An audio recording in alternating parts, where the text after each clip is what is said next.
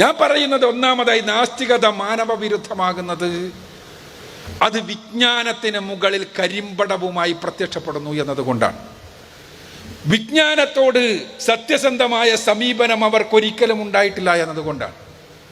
അതിൻ്റെ ഏറ്റവും പ്രകടമായ മലയാളിക്ക് മനസ്സിലാക്കി കൊടുത്തത്, മലയാളിക്ക് പച്ചയായി മനസ്സിലാക്കി കൊടുത്തു എന്നതാണ് ജനുവരി 9 നടന്ന സംവാദത്തിൻ്റെ കേരളീയ പശ്ചാത്തലത്തിലുള്ള ഏറ്റവും വലിയ പ്രസക്തി എന്നാണ് ഞാൻ മനസ്സിലാക്കുന്നത്.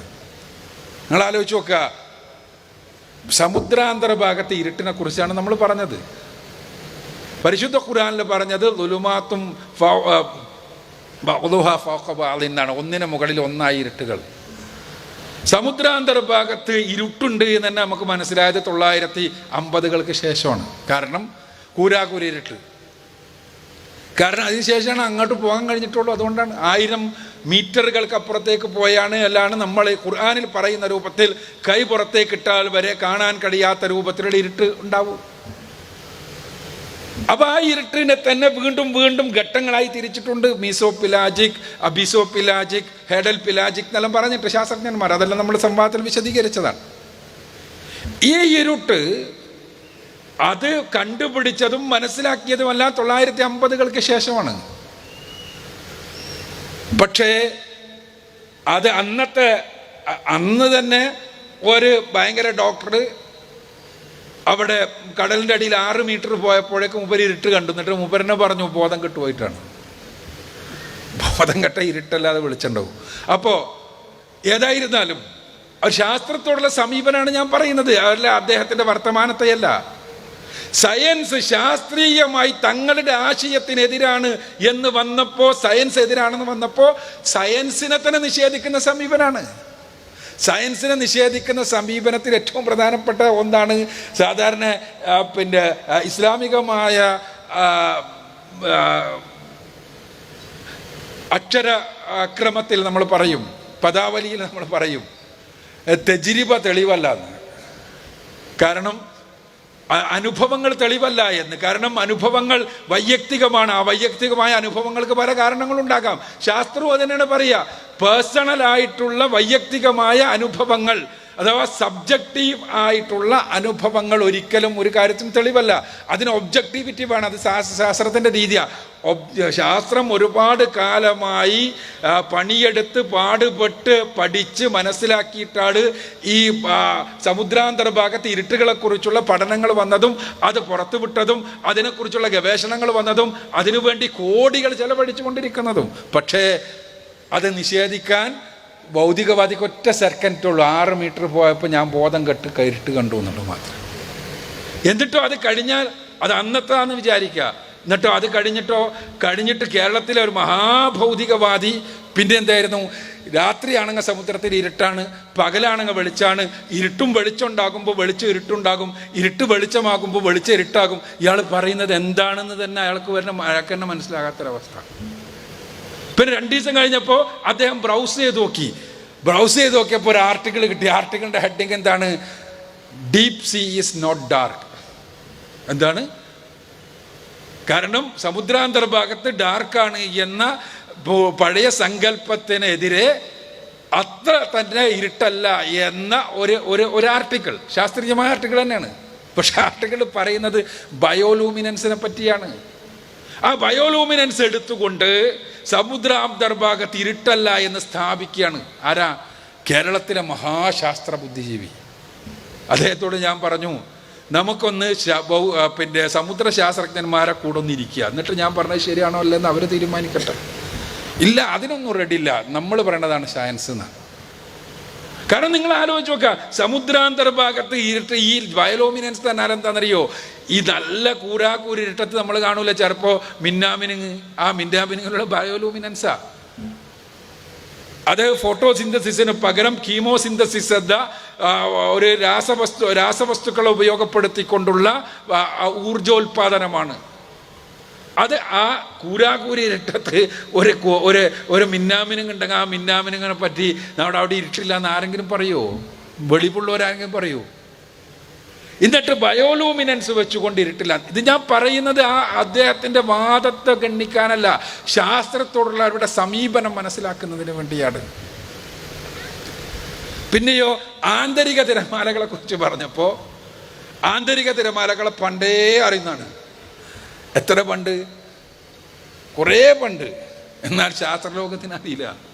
972 ശേഷം മാത്രമാണ് ശാസ്ത്രലോകം ഇന്റേണൽ വേവ്സ് എന്ന പ്രതിഭാസത്തെ അംഗീകരിച്ചത്. അതിനു മുമ്പ് ഇങ്ങനെ എന്തോ ഉണ്ട് എന്നുള്ളൊരു ധാരണ ഉണ്ടായിരുന്നു. അതും 1859 ആ ധാരണക്ക് ഉപോത്ബലകമായ ചില സംഭവങ്ങൾ ഉണ്ടായത്. എന്തോ അടിയിലുണ്ട്. കാരണം നല്ല യാതൊരു സമുദ്രം ശാന്തമായിരിക്കുന്ന സമയത്ത് പോലും ചില സമയത്ത് നൗകക്ക് ബോട്ടിന് മുന്നോട്ട് പോകാൻ, കപ്പലിന് മുന്നോട്ട് പോകാൻ കഴിയാത്ത രൂപത്തിലുള്ള എന്തോ കണ്ടപ്പോൾ ചില ആളുകൾ, സമുദ്രശാസ്ത്രജ്ഞന്മാർ അതിനെ ഡെഡ് വാട്ടർ എന്ന് വിളിച്ചിരുന്നു, ചത്ത ജലം എന്ന് വിളിച്ചിരുന്നു. ആ ചത്ത ജലം എന്താണ് എന്നറിയുമായിരുന്നില്ല. പക്ഷേ 972 അമേരിക്കയുടെ ERTS എന്ന സാറ്റലൈറ്റ് ആകാശത്തേക്ക് പോയപ്പോൾ അതിൽ നിന്നെടുത്ത ഫോട്ടോയിൽ നിന്നാണ് നമുക്ക് മനസ്സിലായത് പുറത്തുള്ള തിരമാലകളെക്കാളും വലിയ തിരമാലകൾ ആന്തരികമായിട്ടുണ്ട് എന്ന്. അതിനുശേഷം മനസ്സിലായിട്ടുള്ളൂ ഖുർആനിൽ പറയുന്ന എത്ര കൃത്യം. മൗജും മിൻ ഫൗഖിഹി മൗജുൻ മിൻ ഫൗഖിഹി സഹാബ്. എത്ര കൃത്യമാണ് ഖുർആന്റെ ശൈലി. അപ്പൊ ഇത് നിഷേധിക്കാൻ വേണ്ടി ഇത് പണ്ടേ അറിയുന്നതാണ്. ധാര പറയുന്നത് ശാസ്ത്രപ്രചാരകരാണ്. ഞാൻ സൂചിപ്പിക്കുന്നത് നാസ്തികത നാശമാകുന്നത് ഒന്നാമതായി വൈജ്ഞാനിക രംഗത്ത് അവർ കരിമ്പടവുമായി പ്രത്യക്ഷപ്പെടുന്നു എന്നതുകൊണ്ടാണ്. അവരുടെ ആശയത്തിനെതിരെ ഏത് വിജ്ഞാനം വന്നാലും അതിനെ നിഷേധിക്കാൻ, അതിനെ തമസ്കരിക്കാൻ, അതിനെ തകർക്കാൻ മാത്രമാണ് അവർ ശ്രദ്ധിക്കുക.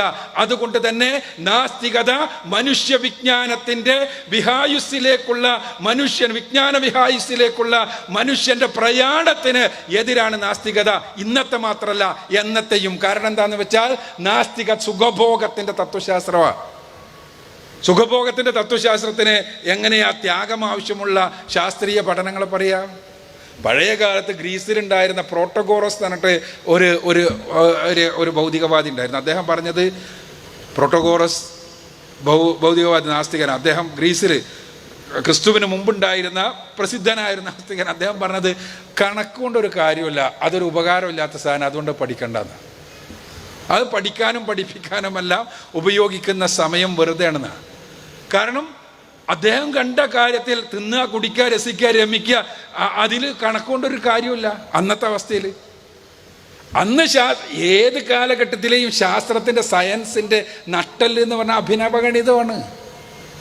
ശാസ്ത്രത്തിൻ്റെ ഭാഷയാണ് കണക്കെന്ന് വേണമെങ്കിൽ പറയാം. ഏത് സയൻസിൻ്റെതാണെങ്കിലും അതിൻ്റെ ഭാഷ കണക്കാണ്. നമ്മളെന്തിനാ കോസ് തീറ്റയും സൈൻ തീറ്റയും ടാൻ തീറ്റയും എല്ലാം പഠിക്കുന്ന ചില കുട്ടികൾ ചിലപ്പോൾ കണക്ക് പഠിപ്പിക്കുമ്പോൾ, അതല്ലെങ്കിൽ ഫിസിക്സ് പഠിപ്പിക്കുമ്പോൾ കുട്ടികൾ സ്കൂളിൽ നിന്ന് ചോദിക്കാറുണ്ട്, എന്തിനാ അതെല്ലാം പഠിച്ചിട്ട് വല്ല കാര്യമുണ്ടോ എന്ന്. അതിൻ്റെ കാര്യം ഇതെല്ലാം തന്നെയാണ്. സത്യത്തിൽ അഭിനവഗണിതം എന്നത് എല്ലാ ശാസ്ത്രത്തിൻ്റെയും നട്ടെല്ലാണ്. പക്ഷെ അത് പഠിച്ചാൽ സുഖഭോഗം ഉണ്ടാവൂലല്ലോ, അതുകൊണ്ടൊരു കാര്യമില്ല എന്ന് പറഞ്ഞത് നാസ്തികരാണ്. അത് അന്ന് മാത്രമല്ല എന്നും. അല്ലെങ്കിൽ നാസ്തികതക്ക് എങ്ങനെയാണ് ശാസ്ത്ര ഗവേഷണങ്ങൾ പ്രോത്സാഹിപ്പിക്കാൻ കഴിയുക? അപ്പം അതുകൊണ്ട് ഞാൻ ഒന്നാമതായി ഇവിടെ സയൻസ് ആണ് അവർ എന്ന് പറഞ്ഞിട്ട് ശാസ്ത്രത്തിന് ഭയങ്കര വക്താക്കളാന്നാ പറയുക. പക്ഷേ ശാസ്ത്രവും വിവരവും തമ്മിൽ ഒരു ബന്ധമല്ല. അവർക്ക് ശാസ്ത്രം എന്നത് തങ്ങളുടെ വൃത്തികെട്ട ജീവിതത്തെ ന്യായീകരിക്കുന്നതിന് വേണ്ടിയുള്ള ഒരു ടിപ്പണി മാത്രമാണ് എന്നുള്ളതാണ് സത്യം. ഇനി എന്തുകൊണ്ടാണ് നമ്മൾക്ക് നാസ്തികതയെ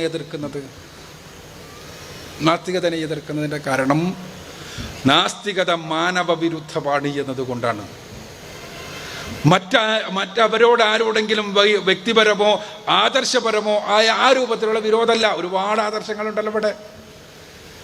ഒരു കൂട്ടർ ബഹുദൈവ വിശ്വാസികളാണെങ്കിൽ മറ്റൊരു കൂട്ടർ ദൈവം തന്നെ ഇല്ല എന്ന് വാദിക്കുന്നവരാകുന്നതിൽ നമുക്ക് എതിർപ്പൊന്നുമില്ല. ആശയപരമായ സംവേദനങ്ങൾ നടക്കണം, സംവാദങ്ങൾ നടക്കണം.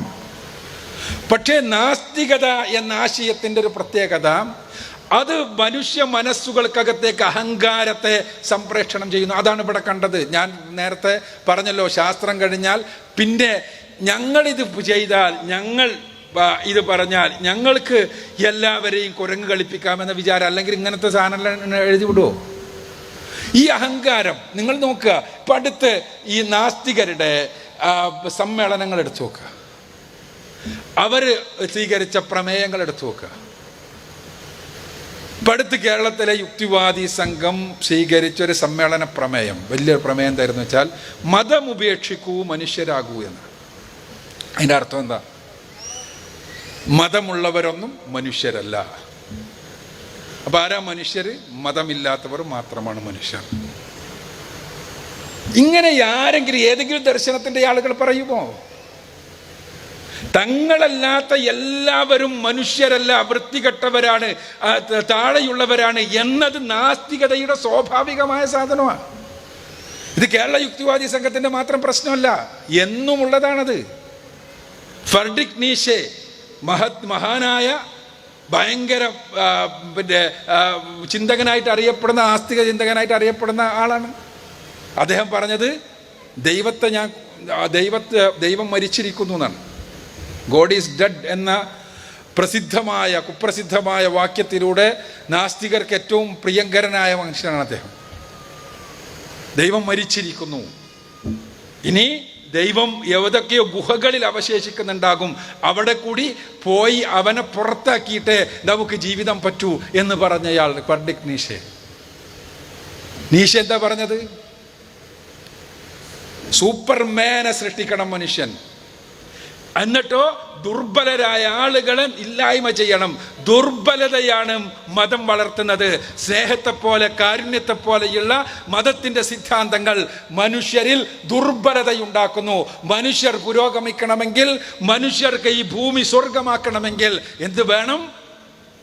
സൂപ്പർമാനെ സൃഷ്ടിക്കണം. ആ സൂപ്പർമാനെ സൃഷ്ടിക്കണമെങ്കിൽ മതത്തിന്റെ മൂല്യങ്ങൾ ഇല്ലാതെയാകണം. അദ്ദേഹം അവസാനം സൂപ്പർമാനായിട്ടാട്ടോ മരിച്ചത്. 11 കൊല്ലം സിഫിലിയസ് കൊണ്ടുള്ള മനോരോഗം കൊണ്ടാണ് മരിച്ചത്. മനോരോഗം ആർക്കും വരാം, എനിക്കും വരാം, നിങ്ങൾക്കും വരാം, ആർക്കും വരാം. പക്ഷേ സിഫിലിയസ് കൊണ്ടുള്ള മനോരോഗം എന്തിനാ? ഭൂമി സ്വർഗാക്കാൻ നടന്നപ്പം. അവിടെ നമ്മൾ കൃത്യമായി ഞാൻ സൂചിപ്പിക്കുന്നത് ഇതാണ് നാസ്തികതയുടെ പ്രശ്നം അടിസ്ഥാനപരമായി. അതുകൊണ്ട് എന്താണ്, അവർക്ക് എവിടെയും കേരളത്തിൽ ഒരു അധികാരമില്ല. അപ്പോഴാണ് ഇവർ പറയണത്. നിങ്ങൾ നോക്കുക, ഇവിടെ മാത്രമല്ല, എൻഡ് ഓഫ് ഫെയ്ത്ത് എന്ന് പറഞ്ഞ പുസ്തകത്തിൽ പ്രസിദ്ധ നാസ്തികൻ,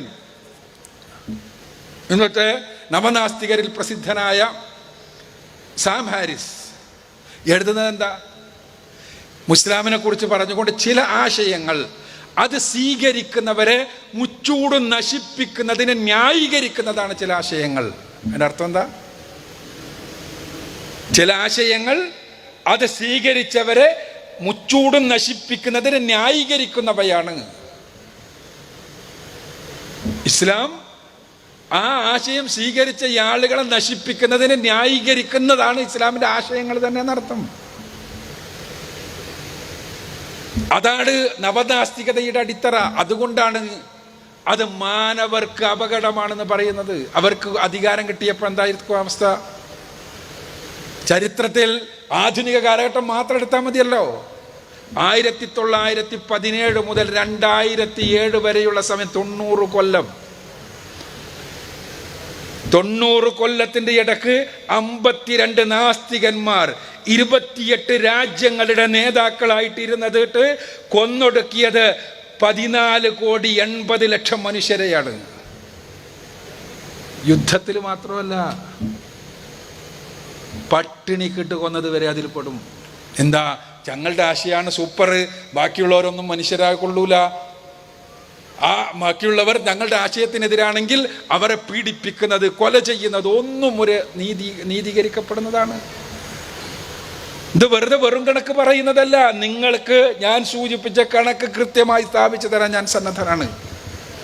14,80,00,000 മനുഷ്യരെ ആ കാലയളവിൽ, ആ 90 കൊല്ലത്തിനിടക്ക് ലോകത്ത് മുഴുവനും നടന്ന കലാപങ്ങളിലും പ്രശ്നങ്ങളിലും എല്ലാം കൊല്ലപ്പെട്ടതിൻ്റെ 3 ഇരട്ടി മനുഷ്യരെ കൊന്നത് ഈ 52 നാസ്തികന്മാരാണ്.